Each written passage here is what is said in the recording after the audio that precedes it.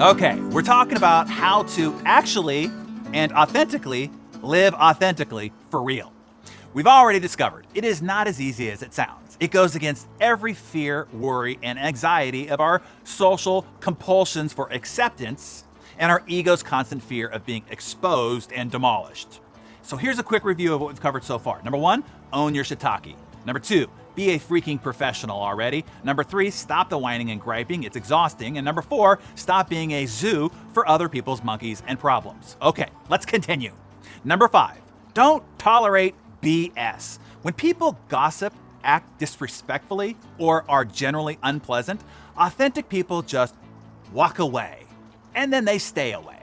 I think that is what the turn the other cheek really meant. When you are dealt with something unpleasant, don't turn this cheek so that they could just hit you again. Turn this cheek and walk the heck away from that idiot.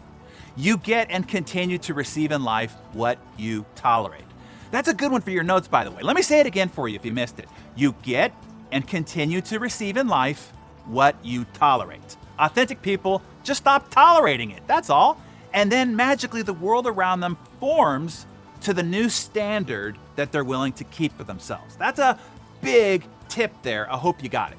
All right, just in case. The world will form around the standards that you keep for yourself and your life. Number 6, speak frankly.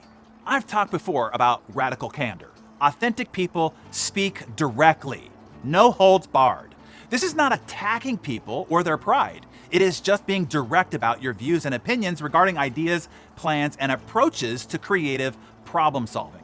Authentic people speak their mind fully and passionately. You know exactly where you stand and what the real opinions and viewpoints are of an authentic person, which I really like and respect because they speak frankly. Number 7, speak deeply. Authentic people don't just traffic on the surface and in the inane and superficial conversations like 99% of the social banter and chit-chat that's out there. Authentic people inquire and discuss real issues, real feelings, and real vulnerabilities. One of the hardest earned wisdoms to finally discover is this, and most never do, their whole existence on this planet, which might be the saddest part of their experience here, is this. Exposing your weaknesses, being vulnerable, being completely open and, well, authentic is the greatest strength there is in a social tribe. Everyone is doing just the opposite, hiding behind their masks and their pretend personas, so that when someone is willing to be real and to really reveal themselves, it is one of the most seductive, empathetically connective, and attractive acts anyone can do.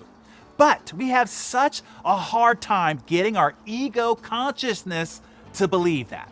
And when you do, and I really hope that you do before this whole epic journey is over for you, that is when you will have real power. Number 8, think for yourself. Authentic people don't just buy into the dogma of what's popular in the tribe around them. They don't just accept the beliefs, advice, and opinions of others. They run it through all their own ration and reason filters to make what they end up believing and doing a product of their own conclusion. Very few people do. Less than they would think of themselves, which is why there are actually very few authentic people in the world around us. Most don't actually think for themselves. They adopt the opinions of others around them to fit in because they're lazy to figure it out for themselves. I know that's harsh, but it's true.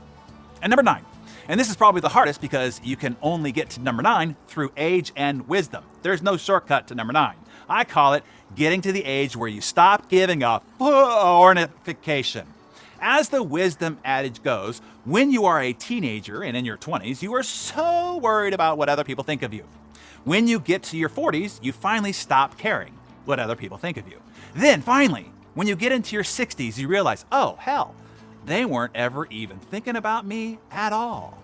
If you can realize that 60s wisdom earlier in your life, it is one of the most liberating moments of one's existence. You finally unlock the cell door and walk out of the prison that you held yourself captive in. so worried about the opinions, about the feelings, about the reactions, and about the observations of other people. So much of your behavior is dictated by this compulsion, way more than you are aware of. In fact, almost 100% of what you do in every interaction all day, every day, is actually reacting to the views, to the observations, and to the opinions of others. What you buy, what you wear, where you go, so that you can say that you've been there.